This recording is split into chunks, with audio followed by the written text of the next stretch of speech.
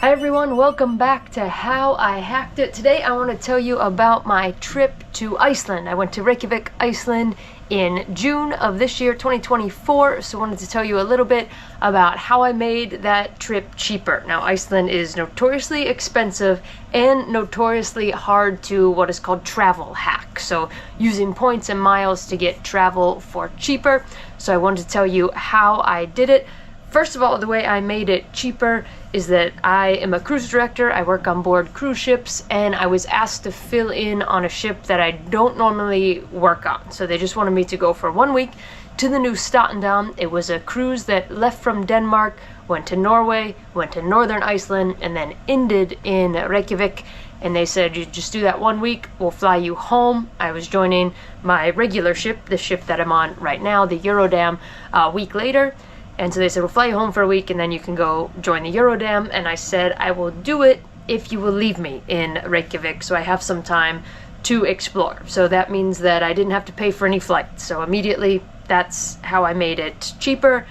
Now, some people will say, well, that's not really fair. Most people don't have that option. That's correct, but it also highlights kind of the opportunistic spirit that I have when it comes to travel. Of course, there's a list of places that I want to visit. I have my own bucket list, but then I also have, hey, where can I go? How is it going to be cheaper to do it? And let's do it that way. And there's actually a very specific activity that I wanted to do in Iceland. It's been on my bucket list for a while that I'll tell you about in a couple of minutes. And that's why I took that assignment on that ship and then negotiated to stay there. So right off the bat, $0 in flights. So that really helps.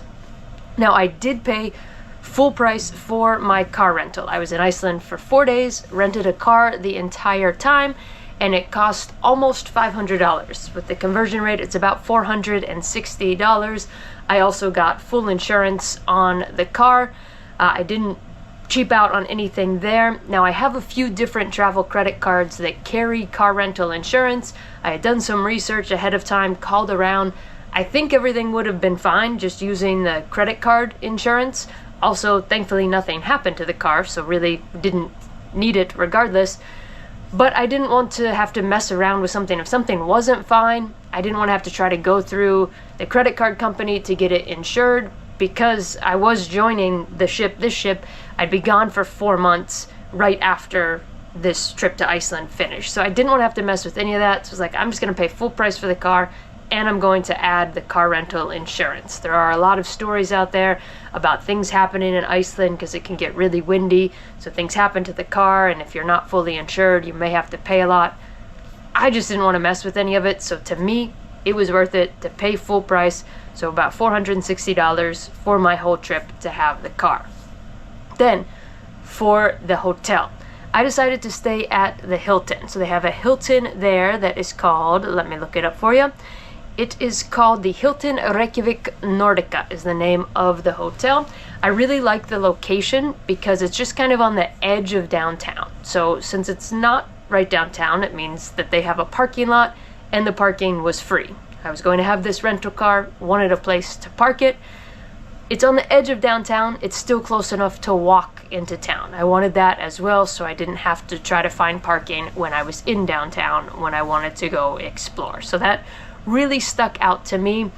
Now, when I originally booked this, I did book a couple nights on points. I transferred points from my American Express Platinum card into my Hilton account and had booked 2 nights on points. I eventually ended up canceling those 2 nights on points and decided to just pay cash for the whole stay, but I still did it in 2 different ways. So I was there for 4 nights.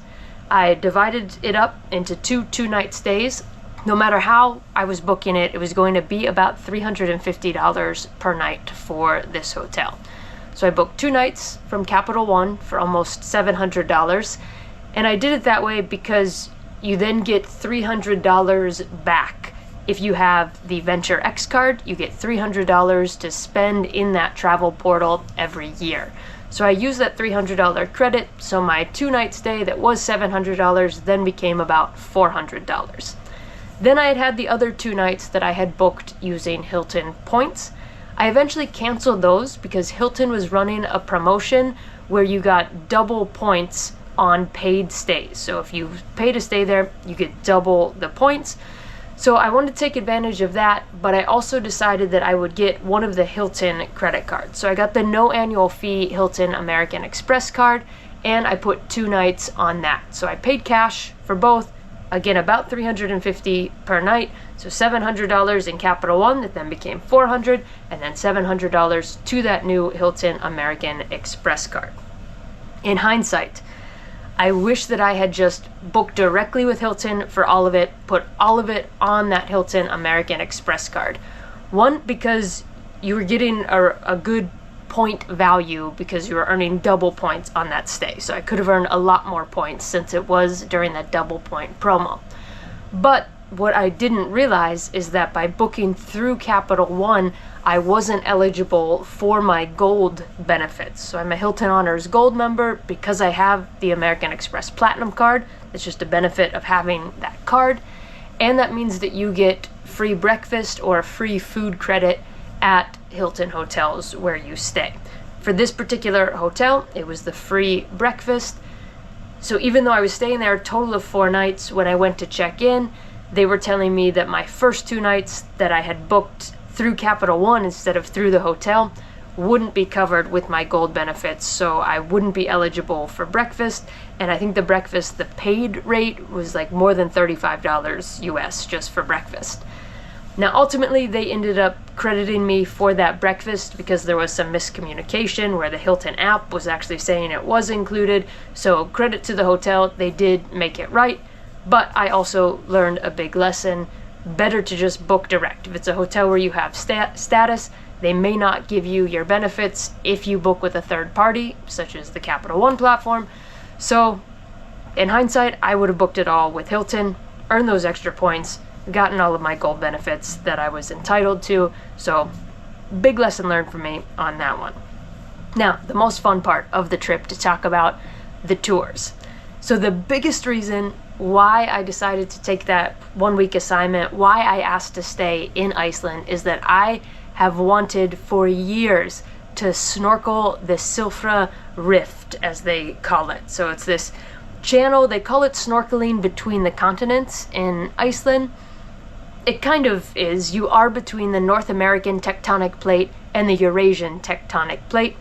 They show you photos where like the snorkeler, the diver is reaching out and it looks like they have one hand on Europe and one hand on North America. I found out when I was there that's not actually true. They're actually miles apart, but there is this channel, this rift, this gap in between these tectonic plates that are miles apart. There's then this small area where you do swim in this channel. So I really wanted to go snorkel that area. Clear glacial water. The water was about 2 degrees Celsius, so almost freezing. You have to wear a dry suit to go snorkel there. It was fantastic. I loved it. Definitely lived up to all of the hype that I had heard about it. No regrets. Would definitely recommend going to check it out. I love to snorkel, so it's definitely a dream location. If you love to snorkel as well, put that on your list. So I knew that was the top activity that I wanted to do. I had the rental car, so I could do what they call the self-drive options, because you can book tours that will pick you up in Reykjavik, where you wouldn't even need to have a rental car. I could drive myself out there. It was about 45 minutes away from where I was staying, so I knew I wanted to do that. I was looking up some tours on Viator to find where I could do it. To do just that snorkel trip, it was about $180. I found one I wanted because I wanted one that includes photos as well. I wasn't sure if I'd be able to take my GoPro with me, so I wanted to make sure that I got one that included photos so I could have that memory. So it looked to be about $180 to do it. Now at the same time I was planning all of this, would have been in May when I was home on vacation, there was an American Express offer that came out where you would save $40 on Viator if you spent $200. So you have to spend at least $200 and then you get $40 back as a statement credit. So that's how Amex offers work. It could be a statement credit or you could earn bonus points. You see them in the American Express app and then add them to your card, and it happens automatically when you meet that spend. So the tour I wanted was less than $200. It was only $180, So that let's look around, see what else is available. So for $210, they had one that included that snorkel tour and included a visit to Sky Lagoon, a hot spring. Blue Lagoon is the very famous hot spring near Reykjavik. Sky Lagoon is a lot closer to town, built right on the sea, overlooking the sea, relatively new compared to the Blue Lagoon. So I decided to go with that option. I visited the Blue Lagoon years and years ago when I was in Iceland, didn't feel the need to go back. So this way, it's $210. That put me over the threshold for that American Express offer. So then automatically I saved $40. At the same time, there was a special on Rakuten where you would get 20% back on purchases from Viator. So essentially it's $42 back, 20% off, $42 back via Rakuten. Now I have my Rakuten set up where it will become American Express points, but the value, just for the sake of this equation, is $42. So I'd already saved $80 on this tour. And then Viator is introducing Viator Rewards, and by buying that tour I earned $10.50 in Viator Rewards. I actually use those rewards to buy another tour later in that trip. So when all is said and done, that trip cost me less than $120. That snorkel tour, remember, just the price for the snorkel tour alone was going to be $180. But by stacking all of these promos on top of each other, I got it for less than $120. That's actually one of my favorite ways to travel hack, as they call it. It's not even necessarily redeeming points or redeeming miles, but it's combining all of the different tools that you have available to then save the most that you can. So I didn't redeem any points for this, but via an Amex offer, I saved $40. Taking advantage of an increased Rakuten offer, I saved $42 additional dollars, and then via the Viator Rewards, another $10.50. With those Viator Rewards, something I discovered is that you're not eligible to redeem those awards until the day after the tour where you earn them. So for example, I booked this snorkel tour. I then decided I wanted to go puffin watching in Reykjavik. You could take a boat out to this island to see some puffins. So I had the tour on, let's say, a Monday. I couldn't actually redeem those awards until the Tuesday, which makes sense. They don't want you to book the tour, earn these rewards, then cancel it, get a full refund, plus you have already spent these rewards. So you have to wait until one tour finishes before you can redeem the rewards. So keep that in mind as you're trip planning. You know, you can't just book a bunch of tours when you're at home and redeem those rewards as you go. They're all going to pool up. So for me, I decided once I was there that I wanted to do this puffin watching tour, so it worked out great. I actually just booked it the morning of that tour and was able to go out and explore, so ended up saving $10.50 on that future tour. Then of course I had food and drink expenses as time went on. Paid full price for those, not really any way that I was aware of to hack that there in Iceland, but I was able to save some on my hotel, even though in hindsight I wish I had just paid full price and earned more points and saved myself a lot of hassle. But the real savings that came into play were the way I booked the tour. Had I not taken advantage of some of those promotions or not looked into what was available, this trip would have been a lot more expensive. So trips aren't always easy to hack or easy to save on, but sometimes you just need to broaden your search in how you're thinking about things. Maybe you can't redeem points for what you want to do, but is there some other way that you can save? And again, think about how can you be opportunistic about where you're traveling. When I would fly everywhere for business instead of sailing everywhere for business, I used to combine a lot of trips that way. You know, I would go to Seattle probably 5 times a year for work.